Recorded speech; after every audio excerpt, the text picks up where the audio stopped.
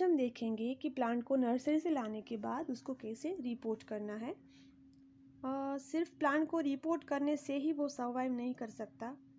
Nursery से लाने के बाद हमें कुछ दिनों के बाद में उसको ट्रांसप्लांट करना रहता है और कुछ चीज़ें हमें नर्सरी से लाने के वक्त भी देखनी रहती है और रिपोर्टिंग के बाद भी हमें कुछ चीज़ें का ख्याल रखना रहता है।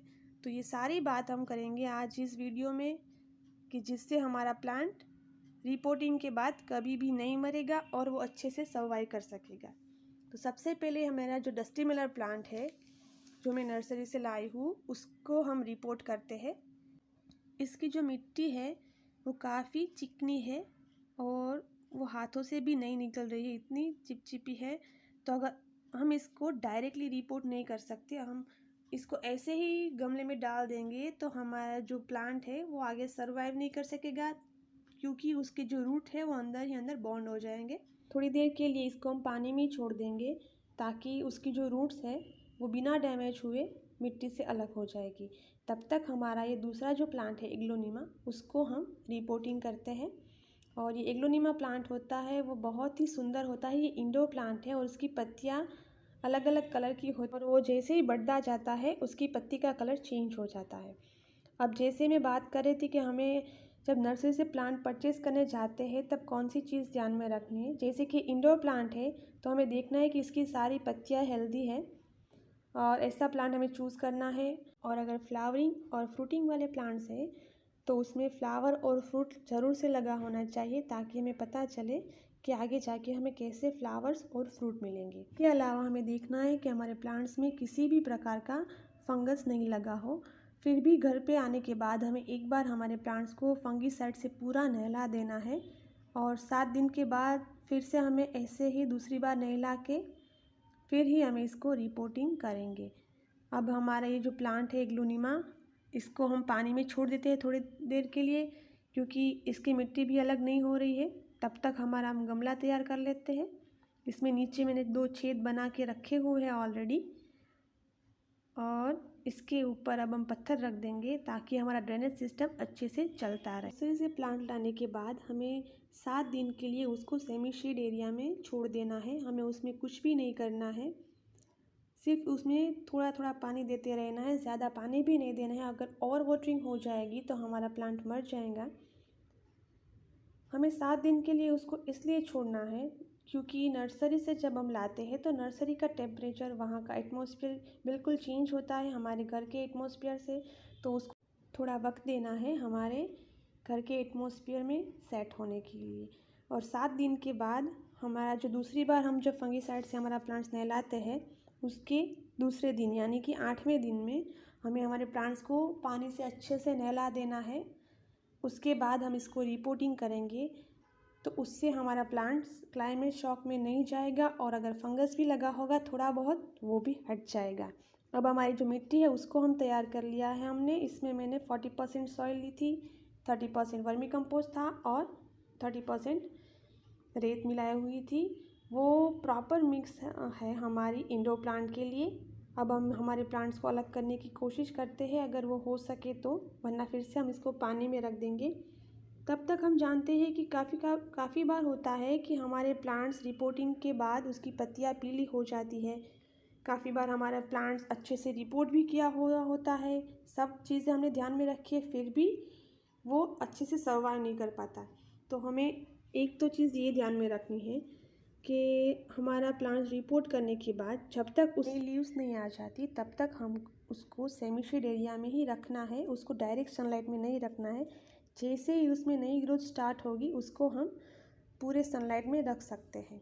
जब हम प्लांट नर्सरी से परचेज़ करने जाते हैं तभी हमें नर्सरी से वाले से एक बार कंफर्म कर लेना है कि हमारे प्लांट को कितनी देर की धूप चाहिए, बिकॉज़ हमें हर एक प्लांट की इन्फॉर्मेशन नहीं रहती है और हम हर बार डेफिनेटली नया प्लांट ही परचेज़ करते हैं।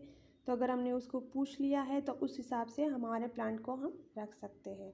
अब हमारे जो ये प्लांट है जिसकी रूट्स बिल्कुल डैमेज हुए बिना ही निकल चुकी है, इसको हम ये छोटे से गमले में लगाएंगे बिकॉज़ कि ये जो प्लांट है वो छोटे गमले के हिसाब से बिल्कुल परफेक्ट है। अगर इसको हम बड़े गमले में लगाएंगे तो उसकी ग्रोथ स्लो होगी। जैसे ये बढ़ता जाएगा इसको हम बड़े में ट्रांसप्लांट करते जाएंगे।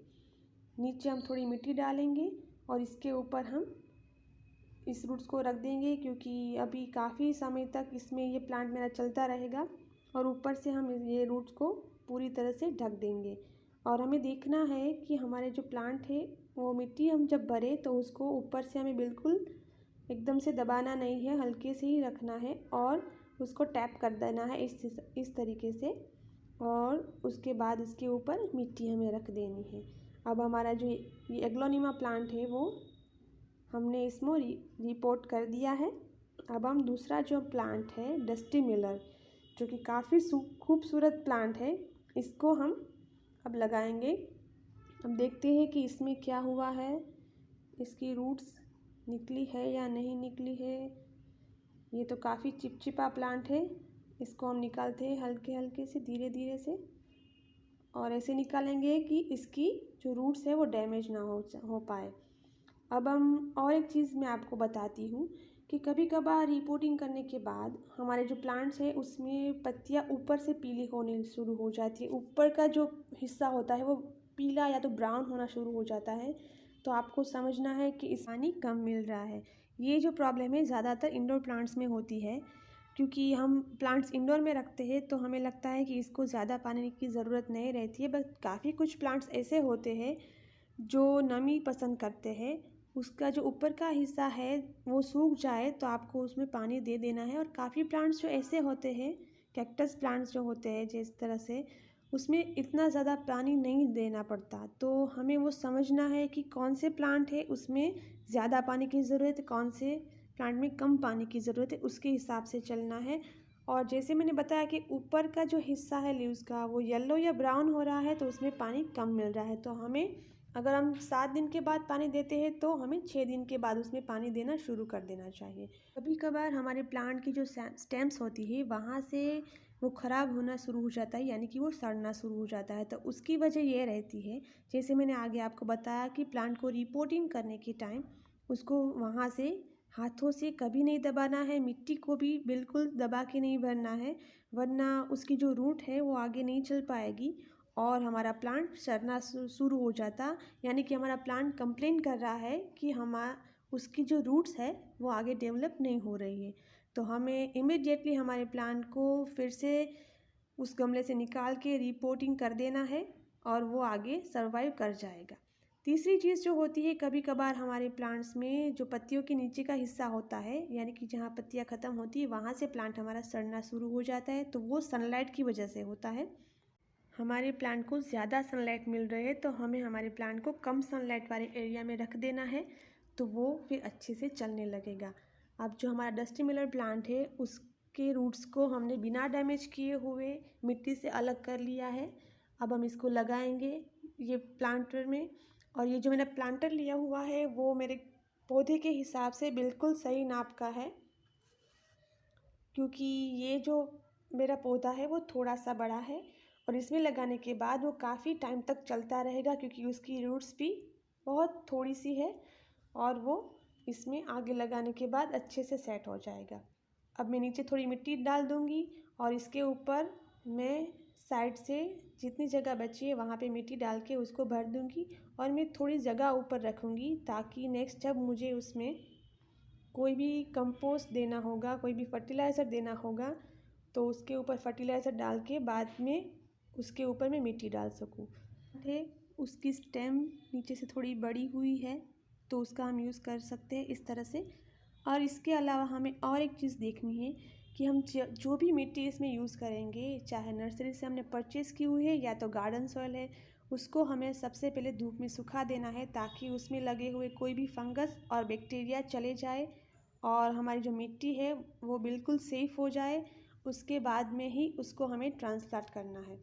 और एक चीज़ कि हम जब उसको रिपोर्टिंग करें तो हमारे जो पुराने गमले हैं उसमें बीच में हॉल बना के आप अगर उसको रिपोर्टिंग कर देंगे तो आपका पौधा कभी भी नहीं चलेगा, चाहे वो कितना भी हेल्दी आपने नर्सरी से परचेज़ किया है वो कभी भी सर्वाइव नहीं कर पाएगा। तो अब हमने दोनों प्लांट लगा दिए हैं। और अब प्लांट लगाने के बाद जैसे कि मैंने बताया था, इसको हमें सेमी शेड एरिया में रखना है 7 दिनों के लिए और बहुत थोड़ा थोड़ा ही पानी देना है। और उसके बाद में जब इसमें नए लीव्स आना शुरू हो जाएंगे तभी हम इसको धूप में रखेंगे इसकी रिक्वायरमेंट के हिसाब से।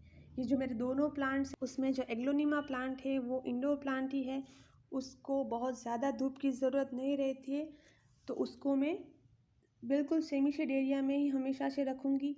और ये जो डस्टी मिलर प्लांट है उसको जैसे मैंने बताया था कि 7 या 8 घंटे की धूप चाहिए होगी, तो उसको इस हिसाब से पहले हम सेमी शेड में रखेंगे, यानी कि उसको सुबह की 3-4 घंटे की धूप मिलती रहे उस हिसाब से रखेंगे। और उसके बाद में इसको पूरी वैसी जगह पे रख दूँगी जहाँ उसको 7 या 8 घंटे की सुबह वाली धूप मिल सके और इसमें ग्रोथ आना शुरू हो जाएगा। जैसे कि मैंने आपको बताया था कि डस्टी मिलर परचेस करने के समय पे इसमें कुछ पीली पत्तियाँ थी, उसको हम हटा देंगे, क्योंकि जो अगर ये पीली पत्तियाँ रह जाएगी तो ये हमारा जो प्लांट है उसकी जो न्यूट्रिशंस है वो पत्तियों में चली जाएगी। इसके अलावा हमारा प्लांट्स भी ख़राब दिखेगा और इसकी ग्रोथ भी थोड़ी स्लो हो जाएगी। तो ये सारी पीली पत्तियाँ हम हटा देंगे। और एक चीज़ जो है कि हमारे प्लांट को हम रिपोर्टिंग करें तो हमें शाम के टाइम पे ही उसको रिपोर्टिंग करना है, ताकि वो पूरी रात तक हमारा जो प्लांट है वो मिट्टी में अच्छे से सेट हो जाए। और उसके बाद इसमें पानी डालना है। पानी अभी हम थोड़ा सा ही डालेंगे क्योंकि अभी हमने इसमें रिपोर्ट किया है और मेरी जो मिट्टी है वो थोड़ी सी गीली थी, क्योंकि मैंने थोड़ी देर पहले उसको तैयार करके रखा हुआ था इसलिए, वरना उसको पानी हमें पूरा देना पड़ता, इतना पानी देना पड़ता कि वो पूरा नीचे से निकल जाए, हमारी जो सारी रूट्स है वो गीली हो जाए। पर मेरी मिट्टी गीली ही थी, इसके लिए मैंने इसमें थोड़ा सा ही पानी दिया है। तो अब हमारे दोनों प्लांट्स लग के अच्छे से रिपोर्ट हो चुके हैं और वे अच्छे से सर्वाइव कर जाएंगे। तो अब हम मिलते हैं हमारे नेक्स्ट वीडियो में। अगर वीडियो अच्छा लगा हो तो लाइक, शेयर और सब्सक्राइब ज़रूर से करना। Thank you for watching. Bye.